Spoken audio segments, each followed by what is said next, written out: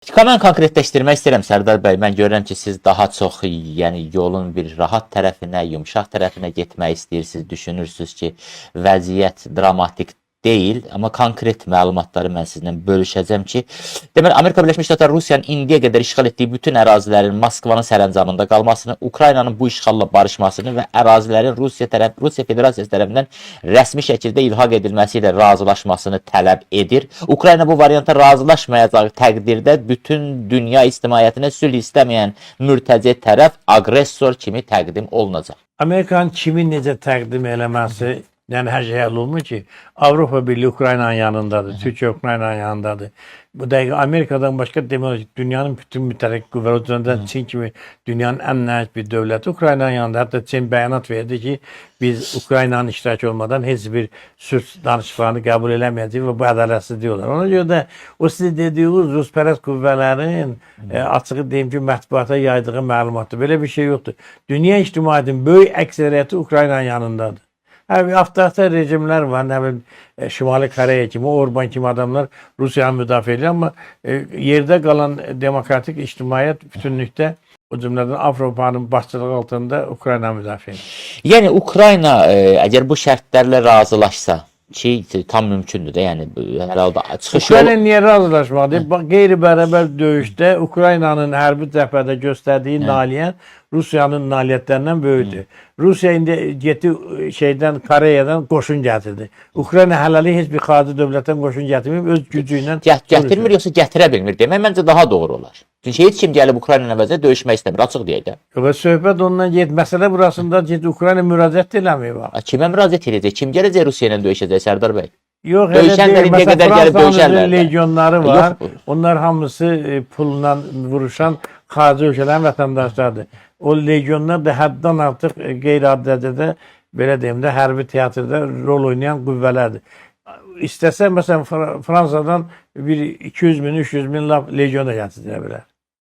Mən dediyim planın, yəni təslim planının hətta bir hissəsi reallaşsa belə, bu artıq həm Rusiyanın, həm Amerika Birləşmiş Ştatlarının qələbəsidir. Yəni Rusiya deyəcək ki, niyə Amerika Ukraynaya qələbəsi nədir? Amerika Trump gəlməmiş deyir ki, mən müharibəni başa çatdıracağam. Yox, müharibəni yalnız ədalətli şəkildə başa çatdırsa bu Trumpın nailiyyəti olur. Yoxsa Ukraynanı təslim bəyim, Ukrayna özü təslim ola bilməz Rusiyaya. Bunun üçün Trump lazımdır. Bunun üçün 500 milyard həcmində olan öz faydalı qazıntılarını hansı ki Ukrayna xalqına məxsusdur və Ukrayna xalqının rifahına sərf olmadı, Amerikaya verməlidir. O nə demək şeydir?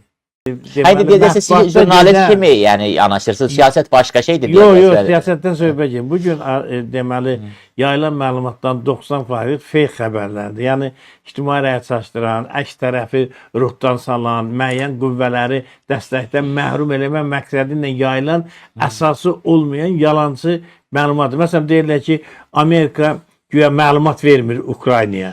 Amma bugün elə dövlət departamentı biz məlumat verməyə davam edirik. Və yaxud da güya Amerika Ukrayna yardımı kəsib, amma Amerikanın rəsmi məlumatına məlum olur ki, onlar bu məsələni hələ müzakirə edirlər. Hələ ola bilsin ki, Konqres bu məsələdə Trumpın atdığı adımların qabağını saxlayacaq. Yəni Rus tərəfi, o cümlədən Rusiyanın müdafiəsinə Azərbaycandakı mətbuat vasitələri, ayrı-ayrı belə deyim, Rusiya xidmət edən adamlar çalışırlar ki, belə bir rəy yarasınlar ki, artıq Rusiya qalib gəlib, Rusiya bildiyini eləyir, Ukrayna məğlub olur, Amerika keçib Rusiyanın tərəfindən və s. və s. Bununla da bütün bu Rus imperiyasına əzab çəkən xalqlarda bir təslimçilik əhval-ruhiyyəsi formalaşmasıdır. Amma reallıq belə deyil. Məsələn, mənim şəxsən özüm Ukraynanın özündən məlumat var. Əvvəla Ukrayna bu müddət ərzində özünün hərbi sənaye kompleksini tikə bilibdir. Bax, bugün elə Moskvanın özünə 60-dan artıq PUA hücum olub və kifayət qədər də orada Ruslar vurublar da, vuranda da 10 qat artıq ziyana düşürlər.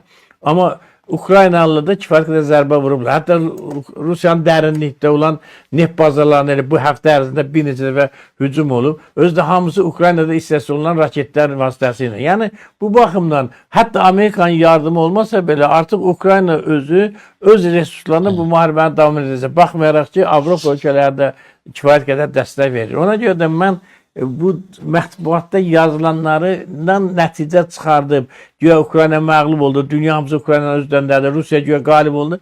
Bu cürə fikirləri açıq deyim ki, yanlış bir fikirlər hesab edirəm.